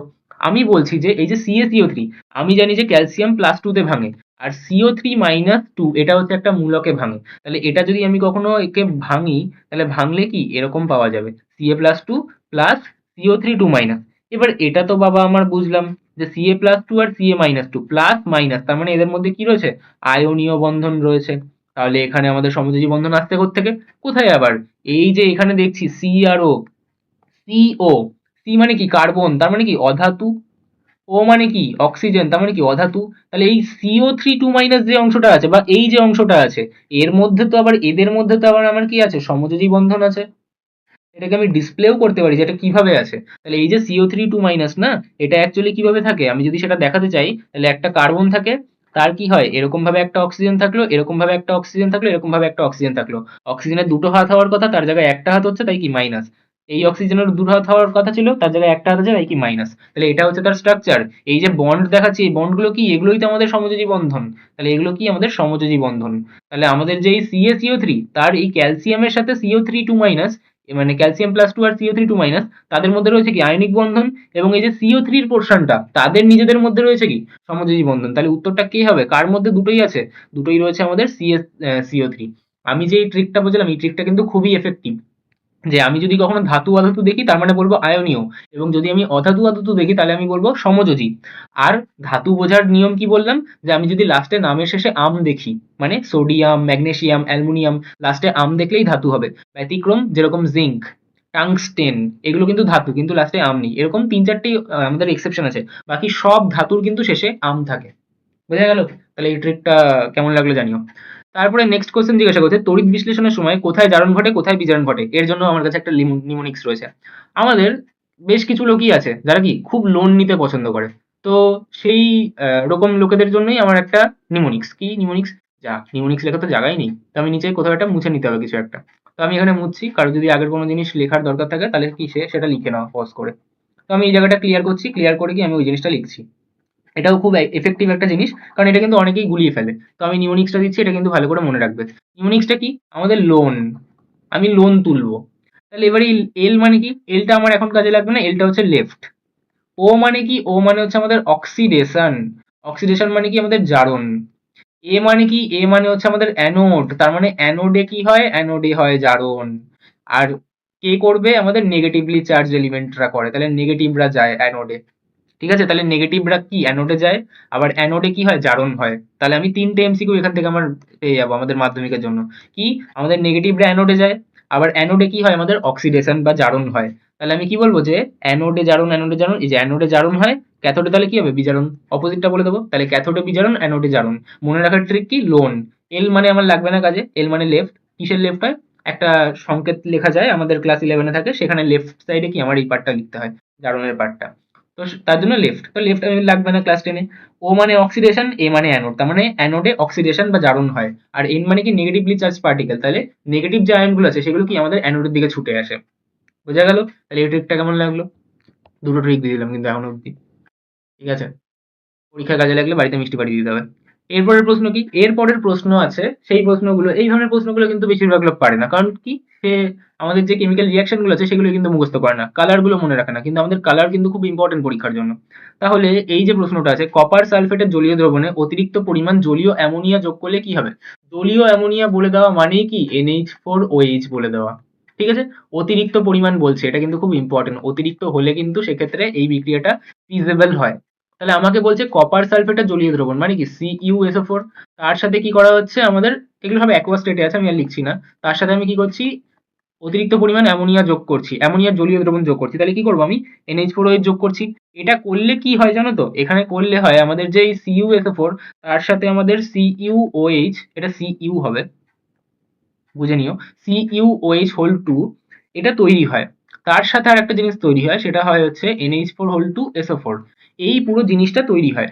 এবার এই যে পুরো জিনিসটা না, এটা আমাদের ঠিক কেমন হয়, মানে হোয়াইটিশ ব্লু, তার মানে এটা ঠিক আহ নীলাভ সাদা, এরকমই বাংলাটা হবে। তাহলে নীলাভ সাদা হয়। এবার যেহেতু আমাদের অতিরিক্ত পরিমাণ অ্যামোনিয়াম, জলীয় অ্যামোনিয়া দেওয়া আছে, তাহলে এখানে আমার অ্যামোনিয়ার তো অভাব নেই। তাহলে কি হবে, এখানটায় আবার আমাদের এই অ্যামোনিয়াটা তো রয়েছে, তাহলে NH4OH রয়েছে। তা এই যে মানে কম্পাউন্ডটা আছে, এটা না ডিসলভ করে যায়, দ্রবীভূত হয়ে যায়। তাহলে দ্রবীভূত করলে কি হয়, এটা ফার্দার আমার চেঞ্জ হয়ে তৈরি হয় CuNH আমাদের 3, সেটা 4 টাইমস যাবে এবং বাইরে আসবে আমাদের SO4। এর একটা নাম আছে, এর নাম হচ্ছে, এখানে 4 রয়েছে তার মানে কি টেট্রা। NH3 থাকলে আমরা কি বলবো, অ্যামোনিয়াম বলবো। তাহলে এটা কি হবে, অ্যামোনিয়াম। তারপরে আমরা বলবো যে এখানে কপার দেখছি, তাহলে কি হবে, এটা কপার এবং বাইরে রয়েছে সালফেট, তাহলে কি বলবো, কপার সালফেট। তো এই যে টেট্রা অ্যামোনিয়াম কপার সালফেট, এর যে কালারটা আসে সেই কালারটা কিন্তু হয় আমাদের গাঢ় নীল। আমি লাল কালি দিয়ে লিখছি কিন্তু আসবে কি, এটা গাঢ় নীল। সেই কালারটাই কিন্তু আমাকে জিজ্ঞাসা করছে, কারণ ফাইনালি যেহেতু আমাকে অতিরিক্ত দিয়েছে, তাই এইটা তৈরি হওয়ার পর মানে নীলাভ সাদা এই অধক্ষেপটা তৈরি হওয়ার পর, পদক্ষেপকে আমরা এরকম ভাবে নিচের দিকে দেখিয়ে দিই যে ওটা নিচে থিতিয়ে পড়েছে। ঠিক আছে, বা পিপিটি লিখে দিই, পিপিটি মানে কি প্রেসিপিটেট করে যাওয়া বা নিচের দিকে পড়ে যাওয়া। তো এই যে অধক্ষেপটা তৈরি হয় সেটা কি হয়, ডিজলভ করে যায় বা দ্রবীভূত হয়ে যায় আমাদের যে অতিরিক্ত পরিমাণ জলীয় অ্যামোনিয়া রয়েছে। তো করে গেলে কি হয়, তখন টেট্রা অ্যামোনিয়াম কপার সালফেট তৈরি হয়ে যায়, যেটা কিন্তু গাঢ় নীল রঙের হয়। ঠিক আছে, তাহলে আমাদের ফাইনাল উত্তর কি, গাঢ় নীল হবে। এবার অনেকে চাইলে এখানটায় এর সাথে .H2 দিতে পারো, তো এখানে জল তো রয়েছেই, ঠিক আছে, জল দিতে পারো, এখানে না দিলেও চলে যাবে, ঠিক আছে। আচ্ছা, এবার নেক্সট কোয়েশ্চেন হচ্ছে আমাদের তীব্র ইলেকট্রো পজিটিভ। ইলেকট্রো মানে কি আমাদের তড়িৎ, পজিটিভ মানে কি আমাদের ধনাত্মক। তাহলে তড়িৎ ধনাত্মক যে ধাতুগুলো থাকে, তড়িৎ ধনাত্মক ধাতুর মধ্যে কারা পড়ে, আমাদের সোডিয়াম পড়ে, আমাদের পটাশিয়াম পড়ে, আমাদের ক্যালসিয়াম পড়ে। এই যে সকল ধাতুগুলো আছে এদের নিষ্কাশনের জন্য কি ব্যবহার করা হয়, তড়িৎ বিশ্লেষণ পদ্ধতি বা তড়িৎ বিজারণ পদ্ধতি। তাহলে কোনটা হবে, অপশন বি হবে আমাদের অ্যান্সার। ঠিক আছে, ভালো করে কিন্তু এই জায়গাগুলো পড়তে হবে, কারণ এই জায়গাগুলো কিন্তু খুব ইম্পর্টেন্ট। এই রকমের এমসিকিউ কিন্তু আমাদের পরীক্ষায় চলে আসবে। ঠিক আছে, লাস্ট কোশ্চেন কি আমাদের এই মানে ফার্স্ট যে সেটটাতে, কোনটি অ্যাসিটিলিনের আইইউপিএসি নেম। তাহলে আমাকে জানতে হবে অ্যাসিটিলিনের সংকেতটা কি। তাহলে অ্যাসিটিলিনের সংকেত হচ্ছে C∼C। এবার কার্বনের হয় 4টে করে হাত, 3টে হাত হচ্ছে, তো তাহলে কি একটা হাতে হাইড্রোজেন আছে, 3টে হাত আছে এই কার্বনেরও, এদিকে 3টে হাত আছে, তাহলে কি এদিকে একটা হাইড্রোজেন থাকবে। এইবার আমি দেখতে পাচ্ছি এখানে কার্বনের সংখ্যা, তাহলে কার্বনের উপর নাম্বারিং করি, তাহলে বাদিক থেকে করলেও যাবে ডান দিক থেকে করলেও তাই যাবে। তাহলে কি 1 2, তাহলে নাম্বারিংটা কি আসছে, দুটো কার্বন আসছে। তাহলে কার্বনের সংখ্যা যদি হয় 2, একটা কার্বন থাকলে মিথ, দুটো কার্বন থাকলে ইথ, 3টে কার্বন থাকলে প্রপ, 4টে কার্বন থাকলে বিউট। তাহলে কার্বন একটা হলে কি হয়, মিথ, কার্বন দুটো হলে কি হয়, ইথ, কার্বন 3টে হলে কি হয়, প্রপ, এরকম ভাবে 4টে হলে বিউট হয়। আমি আর সব লিখছি না। তাহলে দুটো কার্বন আছে, তাহলে কি হবে আমাদের ইথ। এবং যদি আমাদের কখনো কার্বন কার্বনের মধ্যে যদি আমাদের সিঙ্গেল বন্ড থাকে, তাহলে তার নামের শেষে কি ওয়ার্ড রুট যোগ করা হয় বা শব্দ প্রত্যয় যোগ করা হয়। আমি যদি ভুল না থাকি আমার বাংলাটা তাই হবে, শব্দ প্রত্যয়, ইংরেজিতে ওয়ার্ড রুট বলা হয়। তাহলে কি ইউজ করা হয় তখন, এন। যদি carbon carbon double bond use করা হয় তাহলে তখন কি বলা হয়, ইন। এবং কার্বন কার্বনের মধ্যে যদি ট্রিপল বন্ড থাকে তাহলে তখন কি ইউজ করা হয়, ওয়াইন। বাংলাতেও একই হবে, ঠিক আছে, তাই কেউ ইংরেজি দিকে ভয় পাও না। তাহলে আমাদের কি হচ্ছে, এটা আসছে, ঠিক আছে। তাহলে এখানে কি আছে, কার্বন কার্বনের মধ্যে ট্রিপল বন্ড আছে না, তাহলে কি বসাবো, ওয়াইন। তাহলে কি হবে এখানে, ওয়াইন। তাহলে নামটা কি আসছে, ইথ মানে ইথ, আর ওয়াইন তাহলে কি হবে, ইথাইন। তাহলে কি হবে, ইথ ইথাইন। ঠিক আছে, ইথ ওয়াইন তাহলে কি হচ্ছে, ইথাইন। তাহলে নামটা কি আসবে, নামটা আসবে ইথাইন। বোঝা গেল, এতটাই ইজি, এগুলোকে জটিল করে কোনো লাভ নেই।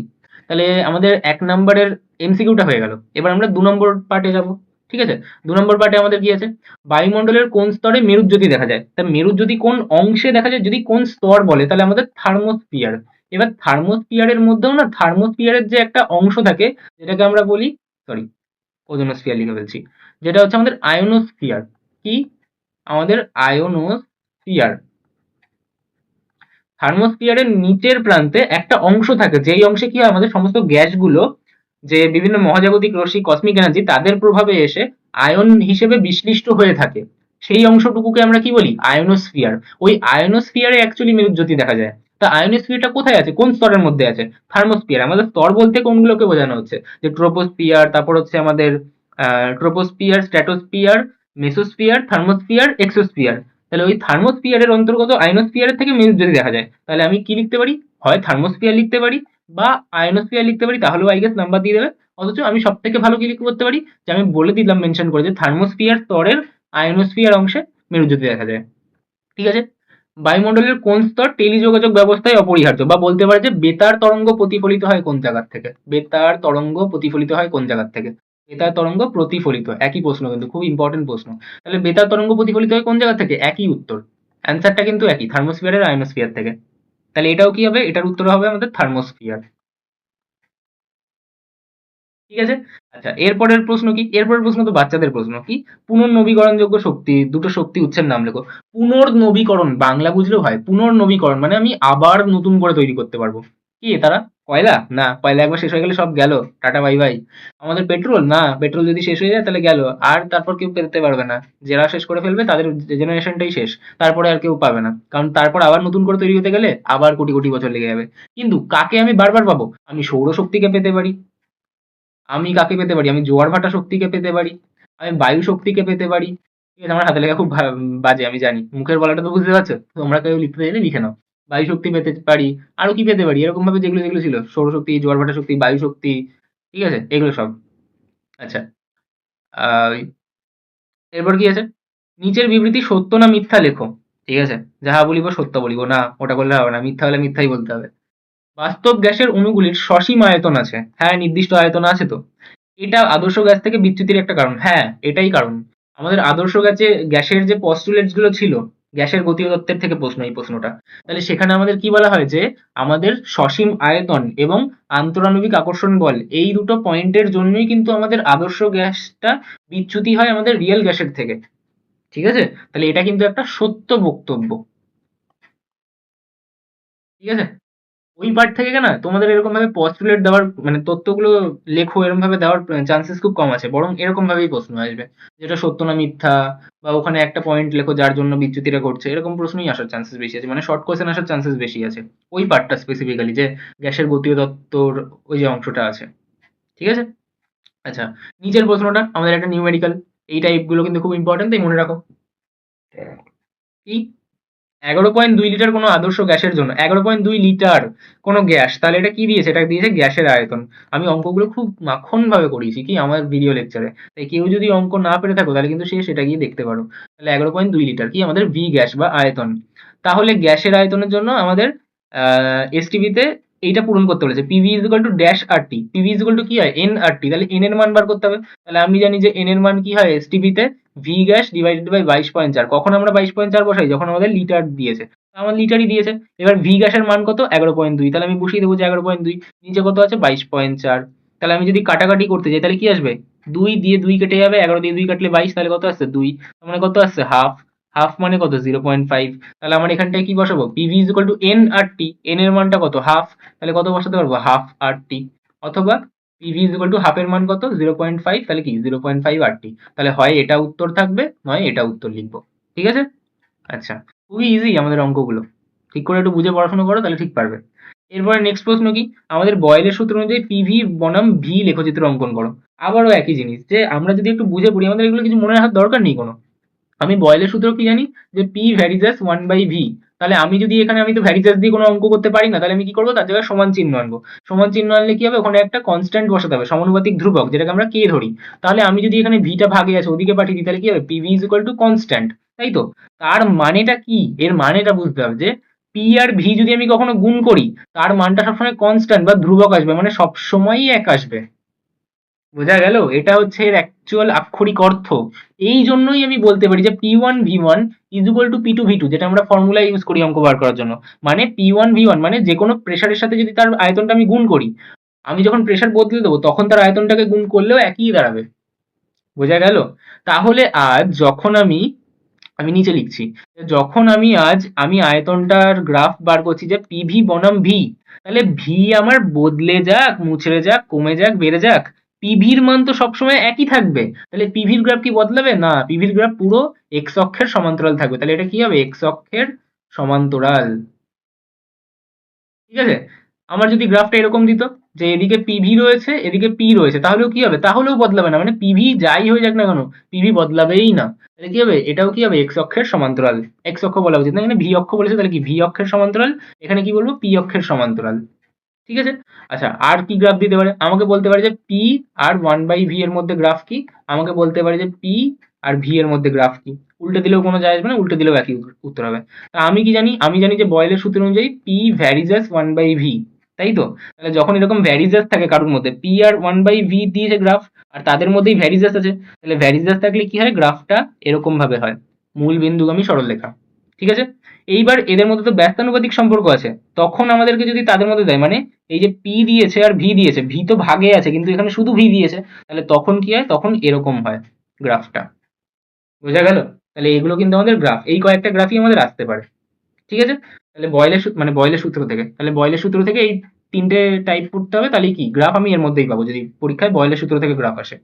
ঠিক আছে? আচ্ছা, নেক্সট কি? তাপের সুপরিবাহী একটি তরল পদার্থের উদাহরণ দাও।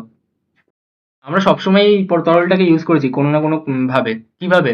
আমাদের যখন জ্বর হয়, জ্বর হচ্ছে মানে কি? আমাদের শরীরে তাপ উৎপন্ন হচ্ছে, মানে তাপমাত্রাটা আমি মাপছি।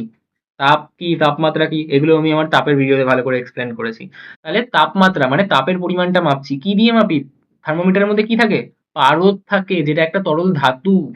ধাতু তো এমনিই তরলের সুপরিবাহী হয়, তাহলে এমন একটা তরল পদার্থ কি আমাদের? পারদ। পারদের চিহ্ন কি? পারদের চিহ্ন হচ্ছে Hg, হাইড্রাজিরাম। ইংরেজিতে কি বলে? মার্কিউরি। ঠিক আছে? আচ্ছা, এরপরের প্রশ্ন কি? একটি ধনী ব্যক্তি একটি বহুতল বাড়ির পূর্ণাঙ্গ প্রতিচ্ছবি, বহুতল বাড়ি মানে কি? বড়, তার মানে একটা বড় জিনিস, তার প্রতিচ্ছবি একটা ছোট দর্পণে চাইছে, মানে কি?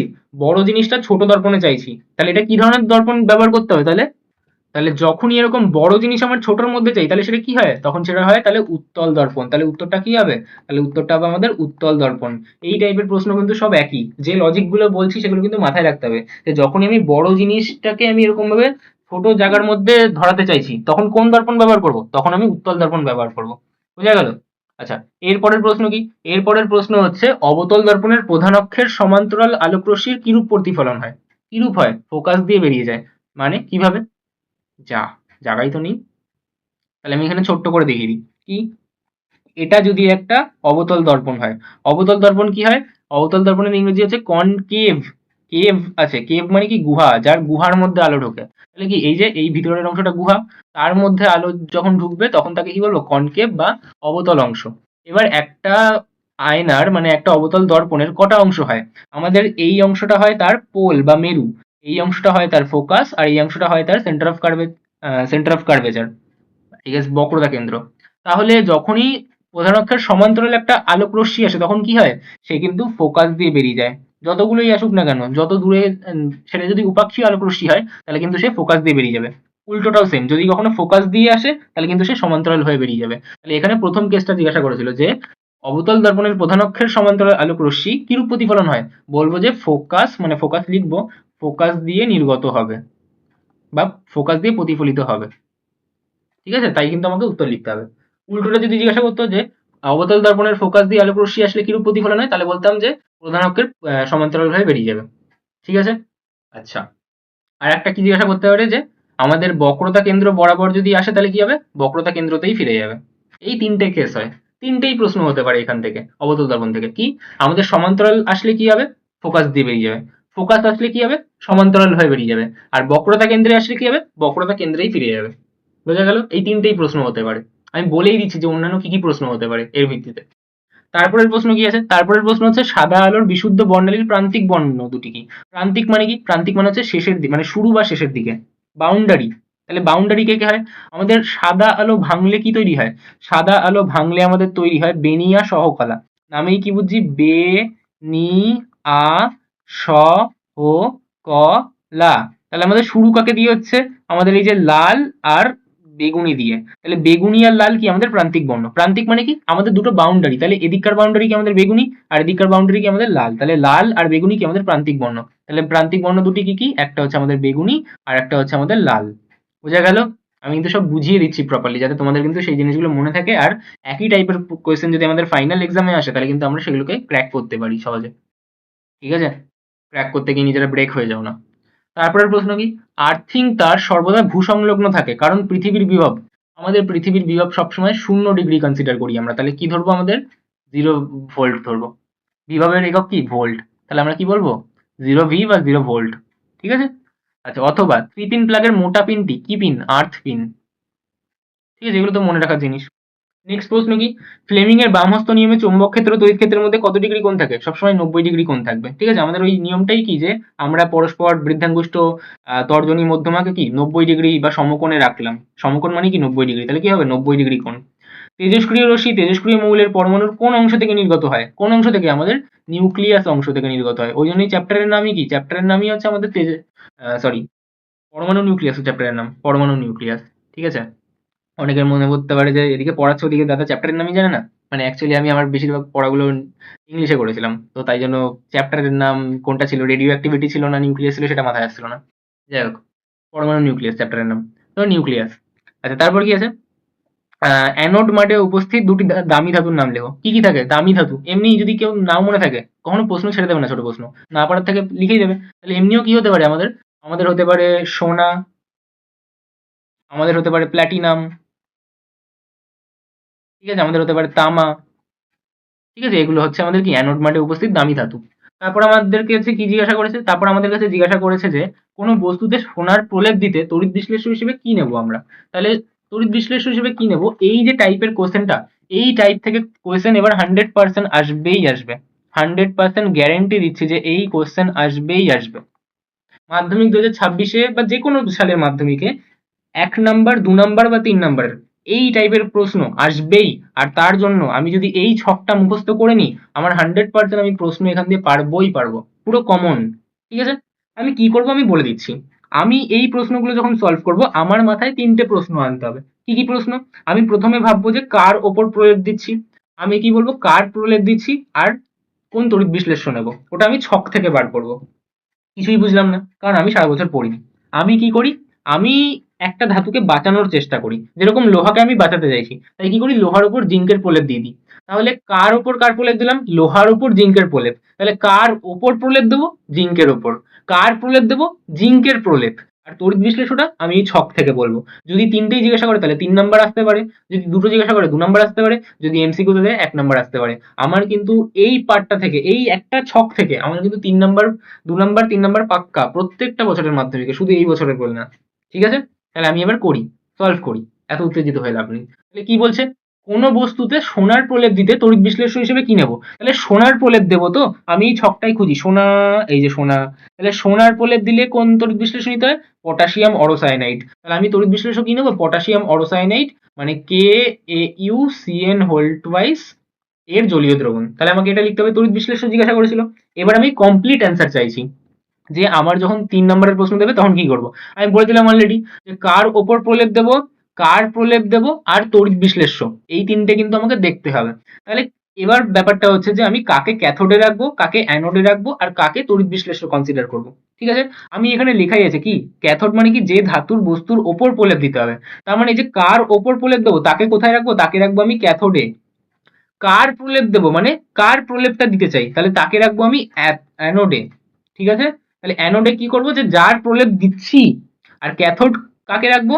যার ওপর প্রলেপটা দেবো। আর তড়িৎ বিশ্লেষ্য আমি ছক থেকে দেখে নেবো। ঠিক আছে? হ্যাঁ, ছকটা মুখস্থ করে যেতে হবে, আমি এখন বলছি যে দেখে নেবো। ঠিক আছে? পরীক্ষা এবার পকেটে করে নিয়ে চলে যাও না, ধরা পড়লে পরীক্ষা থেকে বাদ দিয়ে দেবে। ঠিক আছে? কিন্তু এই ছকে থেকে কিন্তু প্রশ্ন আসবেই আসবে।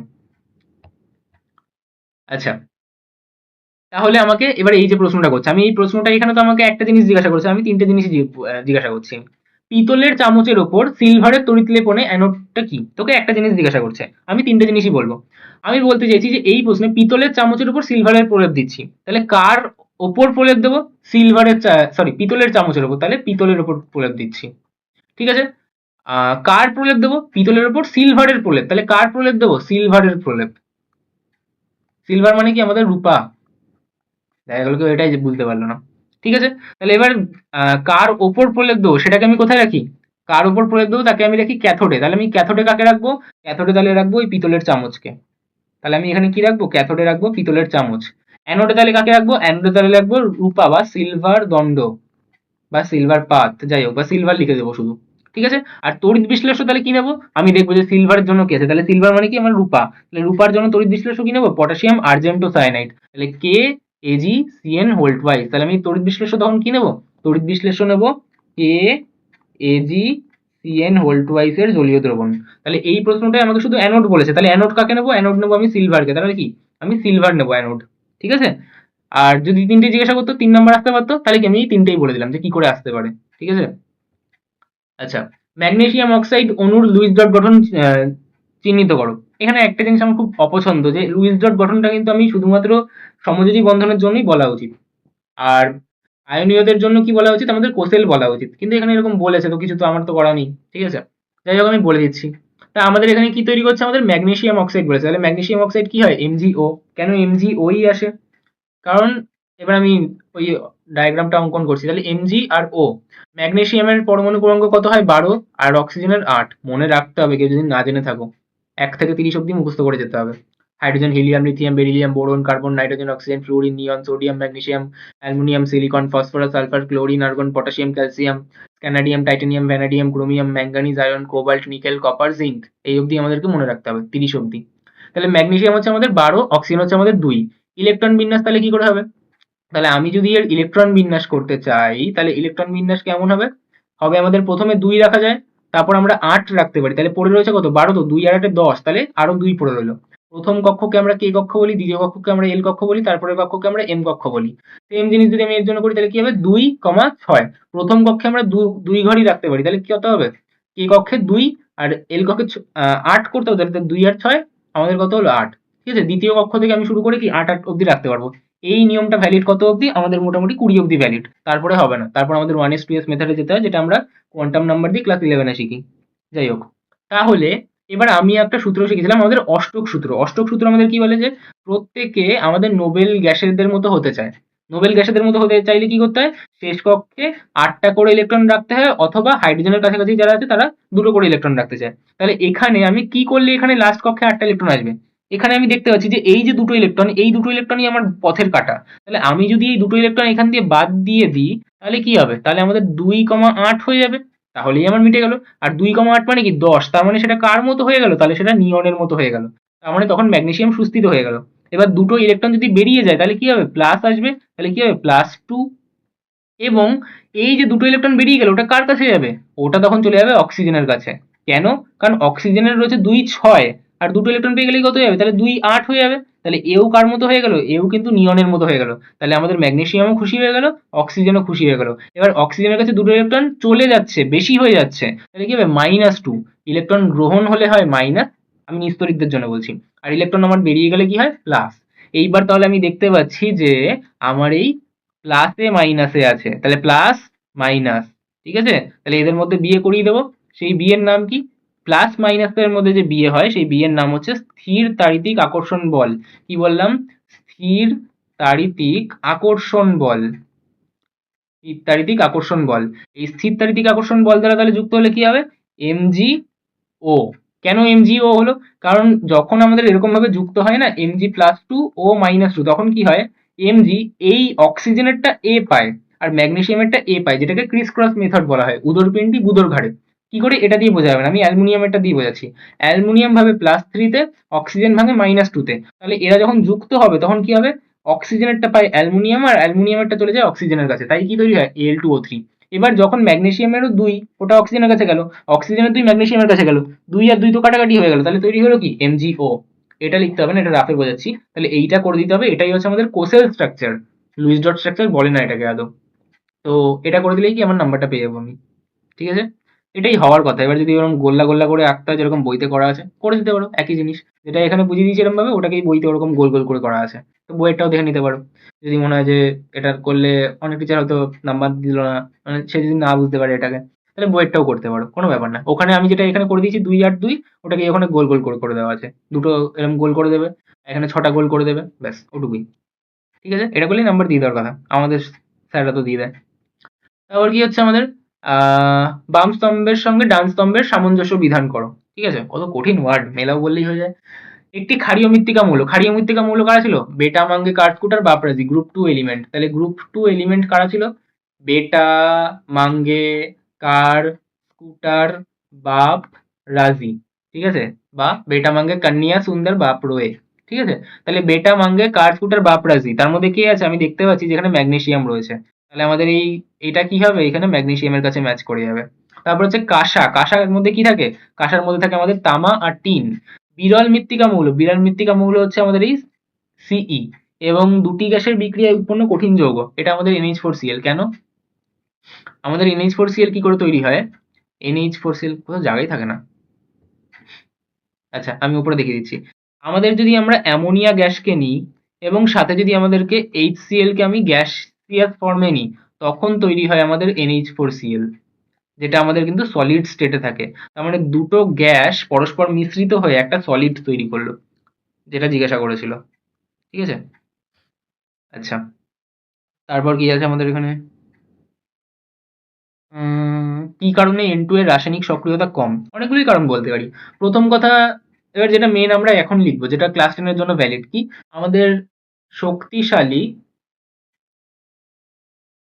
সমযোজী ত্রিবন্ধন বর্তমান। সমযোজী ত্রিবন্ধন বর্তমান বা ট্রিপল বন্ড বন্ধন বর্তমান কিরকম? আমাদের নাইট্রোজেন কিরকম হয়? নাইট্রোজেন একটা ত্রিবন্ধন যুক্ত মৌলিক অণু। কি বলবো তাহলে সবার প্রথমে? যে নাইট্রোজেন একটা ত্রিবন্ধন যুক্ত মৌলিক অণু। আর এই যে শক্তিশালী বলছি, তার মানে কি? তার মানে হচ্ছে তাদের বন্ধন শক্তি খুব বেশি। তাহলে বলবো যে যার বন্ধন শক্তি খুব বেশি, ব্র্যাকেটে লিখে দিতে পারি বন্ধন শক্তি বেশি হওয়ার মানে কি? যে তাদেরকে ভাঙতে গেলে অনেক বেশি শক্তি লাগে।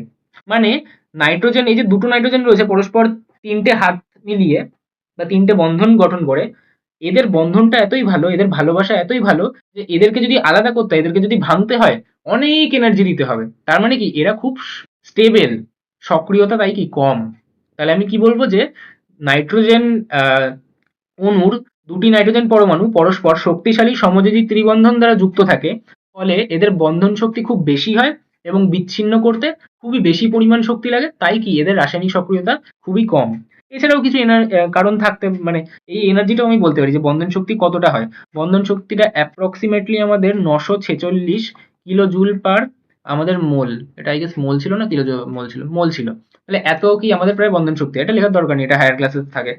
তো যাই হোক, তো এই কারণটা হচ্ছে আমাদের মেন কারণ। তাছাড়া বলতে পারি যে নাইট্রোজেন আমাদের নন পোলার। নন পোলার মানে হচ্ছে আই গেস অমেরু, এরকম কিছু একটা হবে হয়তো। তারপরে এর অ্যাক্টিভেশন এনার্জি বেশি, যেগুলো আমাদের সিলেবাসে নেই, তাই ওগুলো আমরা বলতে পারবো না। তো এই একটাই উত্তর হবে এর। ঠিক আছে?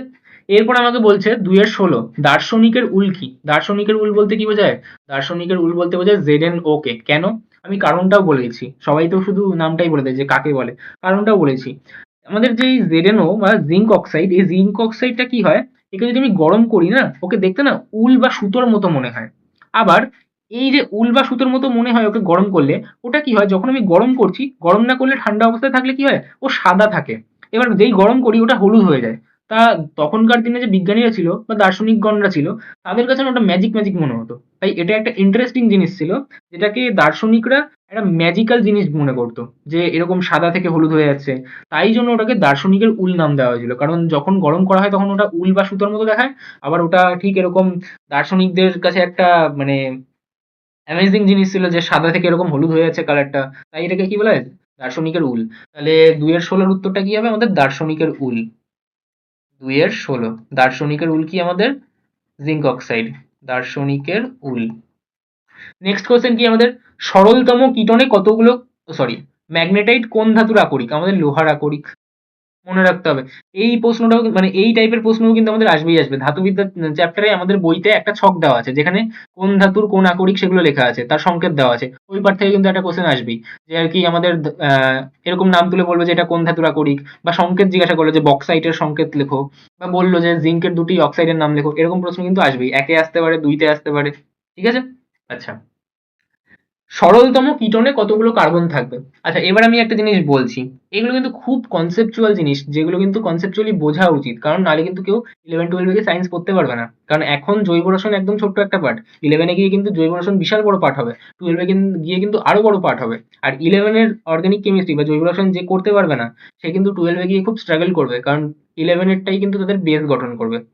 যাই হোক, তো আমাদের অর্ধেক লোক জানে যে কিটোন মানেই হচ্ছে সি ডবল বন্ড ও দুদিকে হাত খোলা থাকে। না, আমি যদি এখানে হাইড্রোজেন বসিয়ে দিই তাহলে এটা সিএইচও হয়ে গেল, অ্যালডিহাইড হয়ে যাবে। তো আমাকে কি করতে হয়, এদিকেও আর বসাতে হবে, এদিকেও আর বসাতে হবে। এবার আর মানেও লোকে জানে না, আর মানে হচ্ছে অ্যালকাইল গ্রুপ। আর অ্যালকাইল গ্রুপ মানে কি, কার্বনের কিছু অ্যালকাইল গ্রুপ। এবার অ্যালকাইল গ্রুপ এত নামটা আমার মনে রাখতে হবে না, তাহলে আমি কি বলবো, আর মানে হচ্ছে কার্বনের কিছু। তার মানে আমি যখন একটা সরলতম কার্বন কিটোনের কথা বলছি, কিটোন মানে হচ্ছে সি ডবল বন্ড। এবার তার এদিকেও কার্বনের কিছু থাকতে হবে, এদিকেও কার্বনের কিছু থাকতে হবে। সরলতম মানে কি, সব থেকে কম কতগুলো কার্বন রাখতে পারছি, তাহলে এটাই সব থেকে কম। এরপর যদি আমি আরো কার্বন জুড়ি তাহলে তো আরো বড় হয়ে গেল, তাহলে সব থেকে সরলতম কিটোন কোনটা হতে পারবে, এটাই হতে পারবে। ঠিক আছে। এবার আমি হাত ব্যালেন্স করার জন্য এই কার্বনের এদিকে একটা হাত রয়েছে, কিন্তু কার্বনের তো চারটে হাত হয়, তাহলে এখানে আমি তিনটে হাইড্রোজেন বসিয়ে দেবো। এই কার্বনেরও এদিকে একটা হাত আছে, তাহলে কি এদিকে তিনটে হাইড্রোজেন বসিয়ে দেবো। এই কার্বনের মিলিয়ে দেখো, এদিকে দুটো হাত, এদিকে দুটো হাত, মোট চারটে হাত হয়ে গেছে। তাহলে এটাই হচ্ছে আমাদের কি, এটা হচ্ছে আমাদের সরলতম কিটোন। আর এখানে কতগুলো কার্বন আছে, তাহলে সরলতম কিটোনের মধ্যে তিনটে কার্বন পরমাণু আছে কিন্তু। ঠিক আছে, এটা কিন্তু খুব কনসেপচুয়াল জিনিস, যে এখানে অনেকেই, এটা আমি জানি যে আর কি বোঝে না, আমার স্টুডেন্টরা আমি বুঝিয়ে দেওয়ার পরে বসে ভুল করে, যে আমি এখানটা কি করছি, মানে আমি ক্লাস 10 পড়াই বাড়িতে, তো এখানটা যদি আমি হাইড্রোজেন বসিয়ে দিই, এটা তো সিএইচও হয়ে গেল, তাহলে এটা অ্যালডিহাইড হয়ে যাবে, তখন সিএইচও মানে তখন কি, সেটা অ্যালডিহাইড হয়ে যাবে। ঠিক আছে, তাহলে আমার কিটোন বললেই কিন্তু কিটোনের স্ট্রাকচার কি, কিটোনের স্ট্রাকচার হচ্ছে C double bond, no doubt, কিন্তু তারপর সেখানে দুই সাইডে আর থাকতে হবে, আর নাহলে এটা এটা অ্যালকাইল গ্রুপ হয়ে যায়। ঠিক আছে। আচ্ছা, নেক্সট কি, সংকেত লেখো টু মিথাইল প্রোপিন। আচ্ছা, কি বলছে আমাকে, two methyl propene, two methyl propene. আমি ইংরেজি লিখছি বলে কেউ ভয় পেও না, বাংলাতেও একই হবে, টু মিথাইল প্রোপিন। আমি শুধু সবসময় বলবো যে এই প্রোপ, মিথ, ইথ, প্রপ, বিউট, এগুলো আগে বুঝবে যে কি দিয়েছে আমাকে প্রশ্নে। আমার প্রশ্নে বলেছে প্রোপিন, তাহলে প্রোপ মানে কি, মিথ, ইথ, প্রোপ। তাহলে সি যদি একটা থাকে তাহলে হয় মিথ, সি যদি দুটো হয় তার মানে কি হয় ইথ, আর সি যদি তিনটে হয় তাহলে কি হয় প্রোপ। তাহলে আমাকে প্রোপ বলেছে, তার মানে কি তিনটে কার্বন, আমি শুধু এটা লিখে নেব। ঠিক আছে। এইবার আমি কি বলেছিলাম, যে কার্বন কার্বন সিঙ্গেল বন্ড থাকলে হয় ane, carbon carbon double bond থাকলে হয় ইন, আর কার্বন কার্বন ট্রিপল বন্ড থাকলে কি হয় ওয়াইন। তাহলে আমি প্রথমে তো প্রপ দেখেছি মানে তিনটে কার্বন বসিয়ে দেবো। এবার তারপর আমি নাম্বারিং করে দেবো, 1 2 3, এরম ভাবেই করা উচিত। ঠিক আছে। এবার আমাকে বলছে ইন, ইন বলছে মানে একে ধরবো, তার মানে 1 আর 2 এর মধ্যে আছে। ইন বলা মানে কি, ইন বলা মানে কার্বন কার্বন ডবল বন্ড, তার মানে কি এখানে ডবল বন্ড আছে নিশ্চয়ই, তাহলে এটা কি ডবল বন্ড। ঠিক আছে। আচ্ছা, এবার বলছে টু মিথাইল, মিথাইল কি হয়, মিথাইল মানে কি একটা কার্বন, ওয়াইল, লাস্টে ওয়াইল থাকা মানে ঝুলে থাকা, তার মানে এর সাথে ঝুলে আছে। মিথ মানে কি একটা কার্বন ঝুলে আছে। ঠিক আছে। এবার এই যে কার্বনটা ঝুলে আছে, এই কার্বনের এদিকে একটা হাতই তো আছে, তাহলে এদিকে কতগুলো হাইড্রোজেন হবে, তিনটে হাইড্রোজেন। কেন, কারণ কার্বনের চারটে হাত করতে হয়, তাহলে এদিকে একটা হাত, তাহলে এদিকে তিনটে হাইড্রোজেন। এই কার্বনের এদিকে কটা হাত আছে, দুটো হাত, তাহলে এদিকে কত বসবে, দুটো হাইড্রোজেন বসবে, কারণ কার্বনের চারটে হাত বসে, তাই এদিকে দুটো হাইড্রোজেনের দুটো হাত, আর এদিকে দুটো হাত, মোট চারটে হাত স্যাটিসফাই হয়ে গেল। এই কার্বনের কি চারটে হাত হচ্ছে, হ্যাঁ, একটা দুটো তিনটে চারটে হয়ে গেছে, তাহলে এর কিছু করতে হবে না। এই কার্বনের এদিকে একটা হাত আছে, তাহলে কি এদিকে তিনটে হাইড্রোজেন দিতে হবে, যাতে চারটে হাত আমার সম্পূর্ণ হয়। তার মানে টু মিথাইল প্রোপেনের সংকেত কি, এটা বোঝা গেল। গেল। কি করে করব, ফার্স্ট স্টেপ হচ্ছে আমি শব্দ প্রত্যয় বা ওয়ার্ড রুট চেক করব। এই যে প্রোপ পেয়েছিলাম, তার মানে তিনটে কার্বন লিখে নেবো, তারপর 1 2 3 নাম দিয়ে দেবো। এবার ইন লেখা আছে, 1 2 এসব কিছু দেওয়া নেই, তার মানে ওয়ান, তার মানে 1 আর 2 এর মধ্যে আছে। তাহলে এবার যদি ইন বলা থাকে, তার মানে কি কার্বন কার্বন ডবল বন্ড, তার মানে এখানে ডবল বন্ড বসিয়ে দিলাম। তারপর টু মিথাইল, তার মানে কি 2 নম্বরে মিথ ঝুলছে, ওয়াইল মানে ঝুলছে। ঠিক আছে, তার মানে ঝুলছে এরকম সাইডে, দুইতে ঝুলছে, ওপরে ঝুলতে পারে নিচে ঝুলতে পারে, ওটা কোনো ম্যাটার না, তাহলে ঝুলছে। মিথ মানে কি একটা কার্বন, তার মানে একটা কার্বন ঝুলছে। এবার আমি হাতগুলো ব্যালেন্স করবো, তাহলে একটা কার্বন ঝুলছে, এদিকে একটা হাত, ডবল বন্ড হয়ে যাচ্ছিল, একটা হাত, তাহলে এদিকে তিনটে হাইড্রোজেন বসাতে হবে। আবার এই কার্বনের দিকে দুটো হাত, তাহলে এখানে H2 বসাতে হবে। এই কার্বনের একটা হাত ছিল, তাই এখানে H3 বসালাম, ব্যাস আমার হয়ে গেল। খুব ইজি কিন্তু এগুলো, অর্ধেক লোক তো পারে না, স্টুডেন্টদের কথা বলছি আমি। তারপর কি আছে আমাদের, মিথেন, ইথিলিন, অ্যাসিটিলিনকে তাদের বন্ধন কোণের বৃদ্ধির ক্রমানুযায়ী সাজাও। এগুলো হাইব্রিডাইজেশন দিয়ে এক্সপ্লেন করা উচিত, বাট বইতে তো আমাদের হাইব্রিডাইজেশন নেই, তো আমি জাস্ট এমনি বলে দিচ্ছি। আমাদের মিথেনকে আমাদের মনে রাখতে হবে আপাতত, মিথেন, তারপর কি কি দিয়েছিল, মিথেন, ইথিলিন, অ্যাসিটিলিন। ঠিক আছে, মিথেন, ইথিলিন, আর হচ্ছে আমাদের অ্যাসিটিলিন, আমাদের ক্রম সাজাতে বলেছে। ঠিক আছে, তাহলে মিথেন কেমন হয়, মিথেন ঠিক এরকম হয়। যারা জানো তাদের জন্য বলছি যে এটা sp3 হাইব্রিডাইজড হয়ে গেল, কারণ এখানে চারটে সিগমা বন্ড রয়েছে। এখানটায় কি হচ্ছে আমাদের, ইথিলিন মানে কি, ইথিলিন মানে হচ্ছে C2H4, তাহলে এরকম স্ট্রাকচার হয়। ঠিক আছে, এটা কি হয়, এটা sp2 এখানে কার্বনগুলো কি sp2 হাইব্রিডাইজড হয়। যারা জানো না তাদের sp3 sp2 বোঝার দরকার নেই। আর অ্যাসিটিলিন মানে কি, তিনটে কার্বন, সরি দুটো কার্বন, তার মধ্যে ট্রিপল বন্ড মানে তিনটে করে বন্ড রয়েছে। আর এটা কি হয়, এই কার্বনগুলো তাহলে sp বন্ডে থাকে। ঠিক আছে, এইবার এই যে কোণটা, এই কোণটা কত ডিগ্রিতে হয়, এই কোণটা হয় 109°28'। এই কোণটা কত হয়, এই কোণটা হয় 120°। আর এই কোণটা কত হয়, এই কোণটা তো দেখেই বোঝা যাচ্ছে 180°। তাহলে আমাদের যদি বন্ধন ক্রম কোণের, সরি, বন্ধন কোণের ক্রম বলতে বলে, তাহলে মিথেন কত, 109°28', এটা কত 120°, আর এটা কত 180°। ঠিক আছে, তাহলে এটা হচ্ছে আমাদের ক্রম। বোঝা গেল? তাহলে আই গেস হ্যাঁ, এরপর তো আর কোনো কোয়েশ্চেন নেই। তাহলে that was everything for this session. এই সেশনটা করে নিশ্চয়ই বুঝতে পেরেছো যে এটা, আমি জানি না বাকিরা কিভাবে করা এক্সাক্ট, বাট মেবি অনেকে জাস্ট সলিউশন করে ছেড়ে দেয়। আমি কিন্তু সলিউশন করার সাথে সাথে সেখান থেকেই অন্যান্য কি কি প্রশ্ন হতে পারে, সেগুলো কি করে ডিরাইভ হচ্ছে, কেন হচ্ছে, সমস্ত কিছু এক্সপ্লেন করেছি, যাতে যারা কিন্তু বেসিক্স না জানো তারাও বুঝতে পারো, আর যারা কিন্তু যেগুলো পড়েছো তাদের কোনো কনসেপ্ট যদি না ক্লিয়ার থাকে তাহলে কনসেপ্ট ক্লিয়ার হয়ে যায়, এবং পরীক্ষায় যেরকম ভাবে প্রশ্ন ঘুরিয়ে দিক না কেন আমরা কিন্তু প্রশ্নগুলো করতে পারি। তো আই থিঙ্ক এই সেশনগুলো তোমাদের জন্য হেল্পফুল হবে। আর আমি এরকম সেশনগুলো আরো আনতে থাকবো, তাই চ্যানেলটাকে লাইক শেয়ার এন্ড সাবস্ক্রাইব করে রাখবে। সাপোর্ট যদি পাই তাহলে এরকম ভিডিও আরো আসতে থাকবে। তো দ্যাট ওয়াজ এভরিথিং, আজকের জন্য এইটুকুই।